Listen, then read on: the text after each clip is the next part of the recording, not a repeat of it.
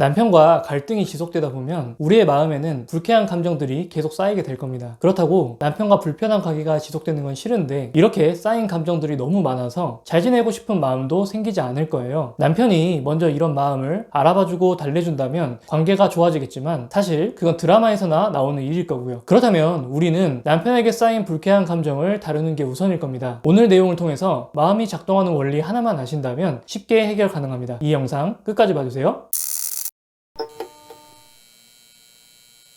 우리는 상대방에 대한 서운함, 분노, 미움, 증오 이런 불쾌한 감정들을 많이 느끼게 되면 이렇게 쌓인 마음들을 무의식적으로 해결하고 싶어 합니다. 하지만 감정이라고 하는 것이 완벽하게 해결될 수 있을까요? 우리가 남편에게 쌓인 감정을 쏟아보기도 했을 겁니다. 잠깐 동안은 속이 시원할지 모르겠지만 그 이후에 우리에게 남은 건 남편과의 더 냉랭한 사이였을 가능성이 크죠. 그러면 이것 또한 고통이다 보니 매번 화를 내는 것도 어려워지고 남편에게 감정을 쏟아내지 못하니까 그 화가 엉뚱하게 자녀분들한테 가거나 그마저도 안 된다면 신체적인 증상으로까지 찾아오게 될 겁니다. 남편만 보면 가슴이 꽉 막힌 것처럼 너무 답답해서 너무 고통스러운 분들이 있으시잖아요. 어떻게든 우리가 이 감정들을 해결해 보려고 했고 뭔가 순간순간 후련한 감은 있었겠지만 지속 가능한 해결책은 아니셨을 거예요. 그렇다면 어차피 이런 감정들을 해결할 수 있는 방법이 없다면 해결하지 말라고 말씀을 드리고 싶습니다. 우리의 쌓인 감정을 없애버려야 한다. 이런 관점에서 접근하지 말자는 이야기를 드리는 거예요. 잘 생각해보면 감정을 해결한다는 것이 모순된 이야기일 수 있을 것 같아요. 우리가 불편한 감정을 완전히 없앤다고 해서 이제 그런 감정을 느끼지 않는다면 우리가 과연 일상생활을 제대로 할 수는 있을까요? 예를 들어서 우리가 분노라는 감정을 느끼지 않게 된다면 어떨까요? 상대방이 우리에게 막말을 하고 폭력을 휘두르는데도 가만히 있는 겁니다. 이런 삶을 사시는 것을 원치는 않으실 거예요. 그렇다면 우리는 쌓인 감정을 없애버리겠다 이런 태도가 아니라 다른 관점을 갖는 것이 중요합니다. 그렇다면 먼저 우리의 마음이 어떻게 작동되는지 이해할 필요가 있습니다. 우리가 보통 감정이 많이 쌓였다라고 이야기하는 상태를 조금 더 구체적으로 설명을 해보자면 현재 나의 기분이 매우 나쁘고 과거의 기억들을 내가 부정적으로 해석하고 있다라는 의미입니다. 이게 무슨 말일까 싶으실 겁니다. 제가 천천히 설명해 드릴 테니 잘 따라와 주세요. 자녀분들을 키워보셨다면 다들 공감하실 텐데 우리가 육아를 하면서 사진 같은 걸 많이 찍으실 겁니다. 만약 우리가 자녀분이 엉엉 울고 있는 이 사진을 딱 봤다고 생각을 해볼게요. 우리가 기분이 좋을 때에는 혹은 집안일이 다 끝나고 침대에 누워서 편안한 상태에서 이 사진을 본다고 하면 그 사진을 귀엽고 사랑스럽게 바라볼 수 있을 겁니다. 그런데 반대로 스트레스 받는 일이 있거나 몸 컨디션이 너무 좋지 않을 때 누가 이 사진 좀 봐봐요 라고 하면서 이 사진을 보면 그렇게 마냥 좋지는 않을 거예요. 나도 모르게 힘들었던 일들이 자꾸 떠오르고 쌓였던 감정이 올라올 겁니다. 여기에서 알 수 있는 사실은 우리 마음은 현재 마음 상태가 어떤가에 따라서 과거의 기억을 다르게 해석한다는 겁니다. 내가 기분이 좋지 않으면 과거의 기억을 부정적으로 해석하고 내가 기분이 좋으면 과거의 기억을 긍정적으로 해석한다는 거죠. 우리의 마음이 작동하는 방식은 과거의 나에게 안 좋았던 기억들이 있는 그대로 차곡차곡 이렇게 마음에 쌓아두는 개념이 아니라는 거죠. 단순하게 우리 현재의 기분에 따라서 과거를 좋게 해석할 수도 있고요. 나쁘게 해석할 수도 있다는 겁니다. 만약 우리가 요리를 하고 싶다 이런 상태라고 생각을 해볼게요. 그러면 재료들을 준비를 해서 맛있는 요리들을 할 수 있을 겁니다. 그런데 지금 내가 요리하는 건 너무 귀찮다 하고 싶지 않다 라고 한다면 그 재료들을 음식물 쓰레기로 만들 수도 있을 거예요. 과거의 기억은 마치 냉장고에 있는 재료 같은 느낌입니다. 우리의 마음이 그 재료를 어떻게 사용하고 싶은지 매일 바뀌는 거죠. 우리의 기분 상태에 따라서 말이죠. 마찬가지로 내가 기분이 즐겁고 행복하면 아이가 울었던 기억을 추억이라고 해석할 겁니다. 그런데 현재 내가 기분이 매우 좋지 않다면 아이가 울고 있던 기억을 이 아이는 원래부터 예민한 아이였어. 나는 예민한 사람하고는 안 맞아. 이런 식으로 해석할 가능성이 높은 거죠. 그리고 기분이 나쁜 그 상태를 우리는 감정이 많이 쌓여 있다라는 상태로 인지하는 거고요. 그래서 이 상태에서는 아무리 남편을 좋게 생각하려고 해도 긍정적인 면을 찾아보려고 해도 또 참아보려고 해도 잘 안 되는 건 당연했을 겁니다. 지금 현재 마음이 너무 힘들고 심란한데 우리의 마음에서 남편과 만들어졌던 과거의 기억들을 우리가 억지로 긍정적으로 해석할 수는 없을 겁니다. 그렇다면 우리가 지금 해야 되는 건 우리의 쌓인 감정을 어떻게든 없애려는 노력이 아닙니다. 단순하게 우리의 현재 마음 상태를 즐겁고 지금보다 더 편안하고 행복한 상태로 바꾸는 것이 먼저 되어야 되는 거죠. 아마도 이렇게 말씀드리면 오히려 이런 생각이 드시는 분들도 있을 거예요. 저는 가족과 같이 행복하고 싶은데요. 제가 바랬던 행복은 이런 게 아니에요. 라고 하실 수도 있어요. 물론 제가 남편과 행복하게 잘 지내고 싶다, 행복한 가정을 만들고 싶다 이런 목표들은 감정들을 포기하라는 말씀을 드리는 게 절대 아닙니다. 단지 지금 당장은 다른 곳에서라도 즐거움과 행복을 찾을 수 있어야 된다는 말씀을 드리는 거죠. 어쩌면 지금까지 남편에게 혹은 자녀에게 나의 행복을 의존하고 있지는 않았는지도 생각해 보시면 좋을 것 같아요. 어떤 부모라고 할지라도, 그리고 심지어 부처님도, 예수님도 항상 우리를 행복하게 만들어줄 수는 없으니까요. 마찬가지로 자녀분도 남편분도 항상 우리의 기대를 충족시켜줄 수는 없을 겁니다. 만약 우리가 가족이라면 이래야 한다, 남편이라면 이 정도는 해줘야 한다, 이런 것들로 우리가 너무 강하게만 요구해왔다면, 그리고 그것들을 들어주지 않는 상대방에게 우리의 힘든 감정을 쏟아냈다면, 어쩌면 상대방은 그런 우리에게 너무 많이 지쳐버렸을 수도 있습니다. 잘 생각해보시면 우리는 보통 행복하고 즐거운 상태에 있는 사람과 잘 지내고 싶지, 힘들고 아파하고 있는 상대와 잘 지내고 싶어 하지는 않습니다. 그래서 만약 남편에 대한 불쾌한 감정들이 너무 많이 쌓여 있다면 이 감정들을 없애야 한다는 관점에서 해결하려는 노력을 하지 마시고, 지금 당장 내가 행복하고 즐거워할 수 있는 것은 무엇인가, 이것들을 찾고 몰입해 보시면 좋을 것 같습니다. 자녀분들 키우시면서 이런 시간을 내는 것이 쉽지 않다는 거 너무나도 잘 알고 있습니다. 그렇다면 자녀분을 챙기는 그 시간 중에 일주일에 하루라도, 하루에 1시간이라도 이 시간을 빼서 우리 자신을 즐겁게 해주세요. 기분 좋은 시간들을 어떻게 해서든 만들어 주시라는 거죠. 그리고 그 시간이 늘어갈수록 쌓여있는 감정들은, 그 기억들은 자연스럽게 우리 마음이 다르게 해석하고 있을 겁니다. 오히려 안 좋았던 기억들도 추억이나 교훈 정도로 남을 수도 있을 거예요. 어쩌면 그래, 남편은 나랑 다른 놈이구나 라고 인정할 수 있는 시간이 분명히 찾아올 겁니다.